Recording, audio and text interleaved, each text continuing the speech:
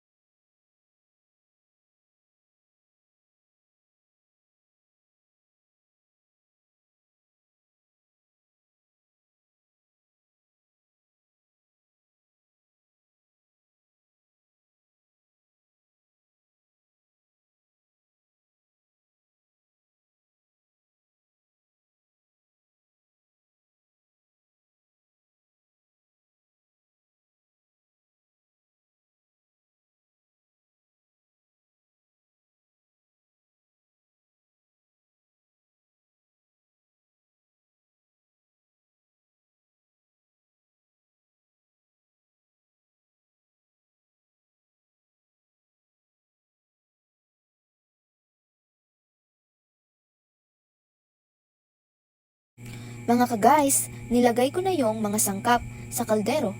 Don't worry guys, kasi hinugasan ko na yan kanina. Kahit hindi ko ipinakita sa video. Basta, yun na yun. Panoorin nyo na lang.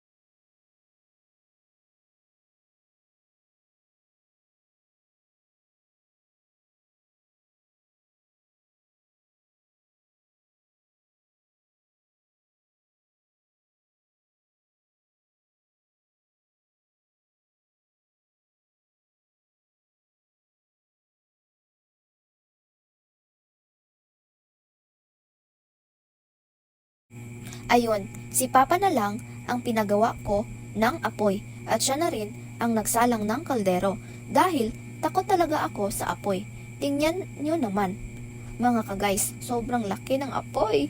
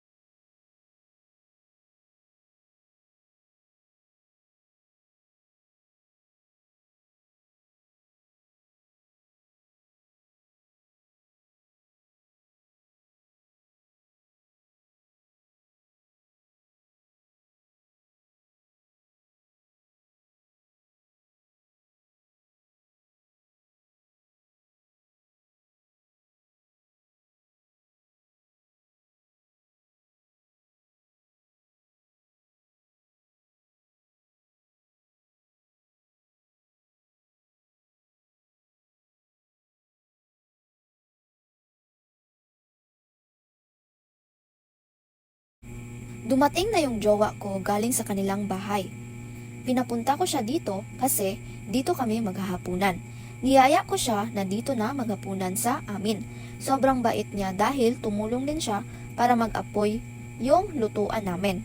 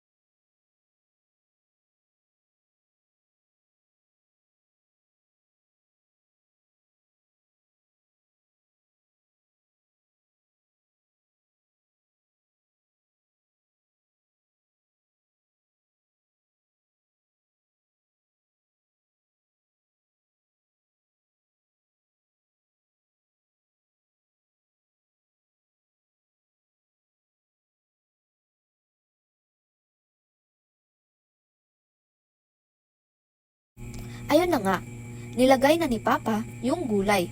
Late na siyang inilagay para daw hindi malanta.